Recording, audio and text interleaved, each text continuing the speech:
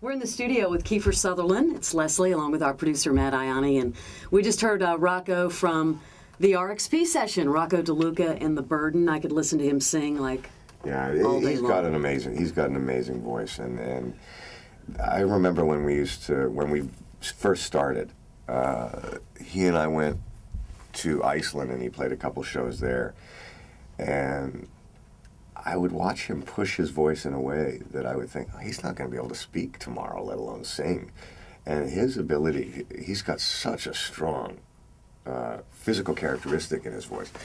But when I watch him push it like that, and we've seen shows, you and I together in Atlanta, when I see him push his voice like that, I just find it amazing that he can do that night after night after night. Well, he goes into another world when he's playing guitar, too. Yeah, his eyes roll back like a shark going to feed. Now, was this, when you saw him in Iceland, was this when you were the short-lived tour manager? Well, no, this was the very first. This was the very first trip where I was just the friend carrying his equipment. The second trip was where I was the short-lived tour manager, and rightfully so. Kiefer Sutherland in the studio with us this morning. Thanks so much for having me. This is great. Let's talk about some other bands on the label. The new band, Billy Boy on Poison. Billy Boy on Poison. Is the CD finally coming out? The CD is going to be out in July.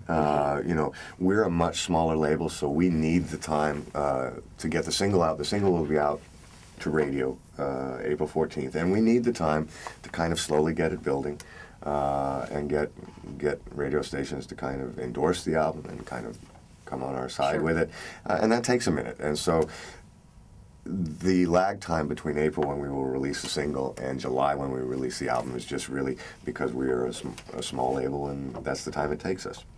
I've seen the band, but describe this band and their sound to the listeners. Billy Boy on Poison. Well, their sound is something that is really unique. There's something very familiar about it. I mean, it's unbelievable driving beat. It is guitar-driven music. It is guitar-driven rock. But then Davis as a singer just puts a whole nother spin on it, and so that musically it's one of the things that I love. There's something very familiar to me about it, but there's also, because of his youth and everything that he's taking from his life and putting into the music, there's something unbelievably contemporary about it as well, and that's kind of my reference point to them musically.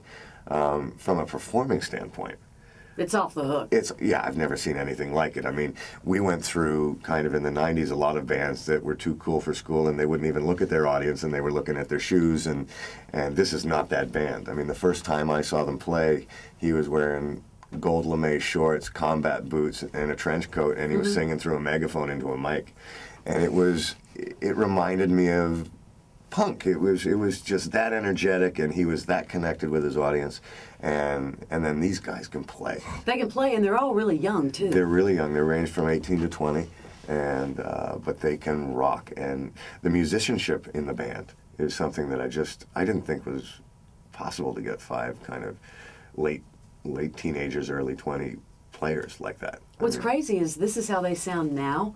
Think about 5 years from now. Yeah, well, we're very excited about just the prospect. I mean, again, one of the nice things about having the label is being able to just see where these artists go. I mean, I'm a huge music fan. I did not start the label because I wanted to be in a band. I started it because I love music. And so to watch kind of Rocco evolve the way he has, to watch Billy Boy grow the way they have, Honey, all of that stuff has just that's been the real gift. Well, the great thing about you and Jude having this label together, you understand artist development. And unfortunately, when you're in the major label system, sometimes that doesn't happen anymore. So being on a smaller label, and even working through a major... Do you mean artist development like I'm the one who has to take the band to the bar after they finish recording? Yeah, I know that one real well. I've got that one down. In fact, I'm our label's A&R guy.